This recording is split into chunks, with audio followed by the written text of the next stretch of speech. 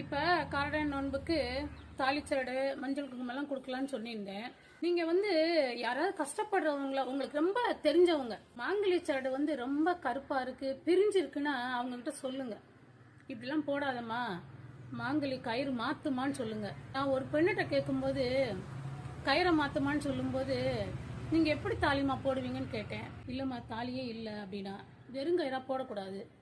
அதனால முடிஞ்சவங்க என்ன செய்யலாம், அவங்களோட கோட்பாடு என்னன்னு கேட்டு கடைகளில் விற்கிது மாங்கல்யம் அப்படியே செட்டா விற்கிது. அந்த மாதிரி ஒரு 1500 ரூபாய் 2000 ரூபாய் வரும். அதோட மஞ்சள் குங்குமம், வெத்தலைப்பாக்கு பழம், ஒரு புடவை ஜாக்கெட்டு, கொஞ்சம் பணம் வச்சு கொடுத்தீங்கன்னா உங்களுக்கு ரொம்ப நல்லா இருக்குமா வாழ்க்கை. முடிஞ்சவங்க செய்யுங்க, அதுக்காக எல்லாரும் செய்ய முடியாது. நான் ஒரு பெண்ணுக்கு செஞ்சேன். போன வருஷம் இடையில ஒரு பொண்ணு எங்க கடைக்கு அடிக்கடி வருவா. என்னம்மா இப்படி போட்டிருக்கேன்னு கேட்டா, இல்லம்மா அப்படின்னு சொல்ல எனக்கு ரொம்ப கஷ்டமா இருந்தது. உடனே அவங்களோட முறைப்படி நாங்க போய் மாங்கல்ய சரடு எல்லாம் வாங்கி அதுல கோர்த்து கொடுத்துட்டேன். நல்லா இருக்கணும் அந்த பிள்ளை வாழ்க்கை, அது எனக்கு பரம திருப்தி கொடுக்குதுமா. அதனால எல்லாருமே முடிஞ்சவங்க செய்யுங்க, முடிஞ்ச அளவு முடிஞ்ச மாதிரி செய்யுங்க. அதுக்காக எல்லாருமே ஹை லெவல்ல செய்யணும்னு நான் சொல்ல மாட்டேன். அவங்கவுங்க சூழ்நிலை அவங்கவுங்களுக்கு தான் தெரியும். செய்யுங்க, கண்டிப்பா நம்ம வாழ்க்கை மலரும்.